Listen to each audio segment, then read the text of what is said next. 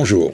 D'habitude, dans cette chronique, nous n'avons pas l'habitude de revenir sur un événement. Je vous rappelle que cette chronique est une chronique hebdomadaire qui suit de très près l'actualité scientifique. On vous remercie d'ailleurs, vous êtes de plus en plus nombreux, surtout beaucoup, et ça nous touche beaucoup, des messages d'encouragement et de sympathie. Et puis surtout, notre plus belle récompense, vous savez laquelle c'est? Vous appuyez sur « Abonnez-vous ». Ça nous fait très plaisir et ça nous encourage d'améliorer encore cette chronique. Donc, il s'est produit un événement, à peu près quasiment 8 jours, important, bon, sur le plan scientifique, mais sur le plan technologique, dans la conquête spatiale. Ça a été, bien entendu, le premier essai grandeur nature de la nouvelle fusée, du nouveau vaisseau spatial Starship d'Elon Musk, et que les événements ne sont pas déroulés comme prévu. Donc, beaucoup de commentaires, et surtout, nous faisons une nouvelle chronique parce qu'on a appris, évidemment, de plus en plus de choses, et surtout, on va vous montrer des choses assez inattendues. Donc, pourquoi Elon Musk a-t-il fait une super fusée, une fusée gigantesque? Tout simplement, non pas parce qu'il visait la Lune, mais parce qu'il visait, et il vise toujours, la planète Mars. Donc il fallait un engin surpuissant, la plus puissante de toutes les fusées. Et donc, il avait besoin de beaucoup de moteurs très puissants. Il a donc pris sur étagère ce qui existait. Il n'y avait pas de gros moteurs. Eh bien, s'il n'a pas de gros moteurs, eh bien, il va multiplier le nombre des moteurs, ce qui vous explique qu'il y avait 33 moteurs. Et c'est ça qui a été le début de ses ennuis. Donc, après un report, 3 jours après, nouvelle chronologie qui se déroule tout à fait normalement. Et puis, d'un seul coup, à 1 minute du décollage, un arrêt. Durant 4 minutes, visiblement, parce qu'il y a eu à avoir un feu rouge, une alerte sans doute sur une anomalie sur le refroidissement de 3 moteurs. Et puis, bref, 5, 4, 3, 2, 1, 0, ordre d'Elon Musk, c'est le décollage. Et tout de suite, il semble que quelque chose ne colle pas. Donc, déluge de feu, l'enfer, plus d'ailleurs que l'on ne l'avait estimé, et surtout un nuage monstrueux fait de sable, de poussière, et surtout, vous voyez, regardez, là, des débris qui parfois sont de gros débris de plaques de béton, et qui sont projetés, qui montent, vous voyez, qui vont monter à près de 150 mètres de hauteur. Et puis, à la base, eh bien, 3 moteurs ne se sont pas allumés. Autrement dit, il y a un manque de puissance. Et puis, surtout, ce qui nous surprend, c'est que l'engin s'élève très lentement, se déplace un peu en crabe, et il essaye de corriger, de se remettre à la verticale. Et puis, au bout de 30 secondes, eh bien, une flamme orange indique qu'un nouveau moteur vient d'exploser, et après il y en a eu un autre, etc.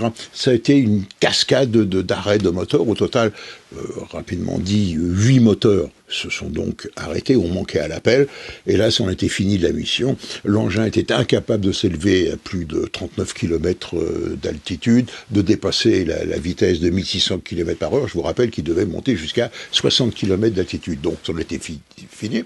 Et comme la tête de l'engin, c'est-à-dire Starship, était plein de combustible, alors que le corps se vidait de son carburant, il y avait donc le déplacement du centre de gravité, et l'engin s'est mis à pivoter, à virevolter sur lui-même, ce qui d'habitude amène à ce que l'engin se casse. Eh bien non, il a bien résisté, simplement on a noté sur des photos qu'il s'était plié. Mais, encore une fois, je résume, cette fusée s'est relativement bien comportée, elle est très solide, et les moteurs, quand ils fonctionnent très bien. Donc c'est la note positive. Mais à la fin, il fallait prendre une décision. Ordre a été donné depuis le sol d'entamer la destruction, explosion de l'étage central, puis explosion du vaisseau spatial Starship. Une pluie de morceaux qui tombent dans l'océan Atlantique, fort heureusement par 45 mètres de profondeur. Ce qui fait que, bien entendu, les experts vont en ramasser le maximum à des fins d'analyse. Donc, côté lanceur, c'était plié.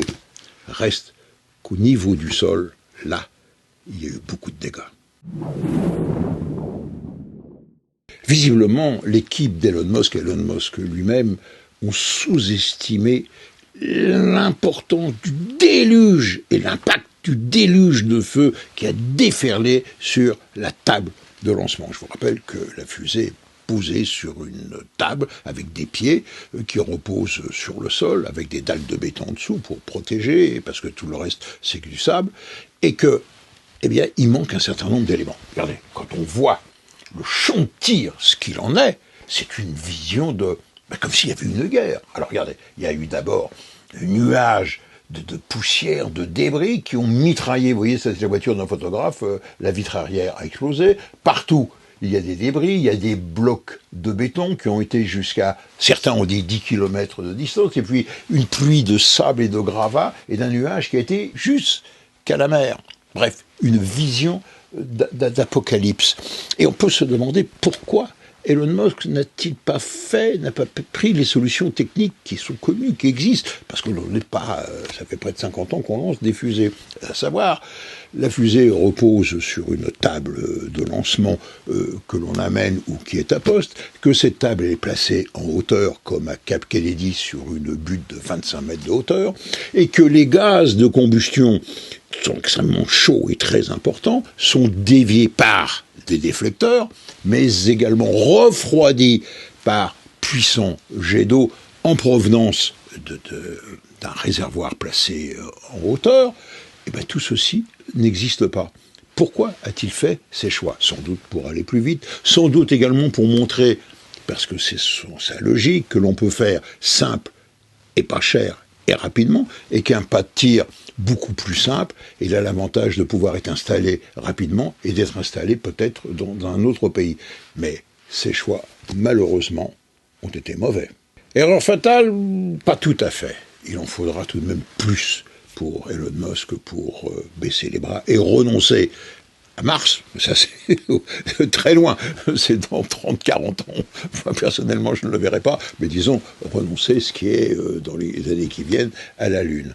En un mot, je résume, l'engin, finalement, est sain, très solide, c'est relativement bien comporté. Il va falloir revoir l'allumage des moteurs, revoir la fiabilité des moteurs, revoir les systèmes de guidage, modifier sans doute la table de lancement avec des protections, enfin des protections thermiques, protéger également l'environnement, et notamment, vous avez vu, les réservoirs qui sont beaucoup trop près, et on repartira, j'oserais dire, pour un tour dont, j'ose pas m'élancer, dans quelques mois.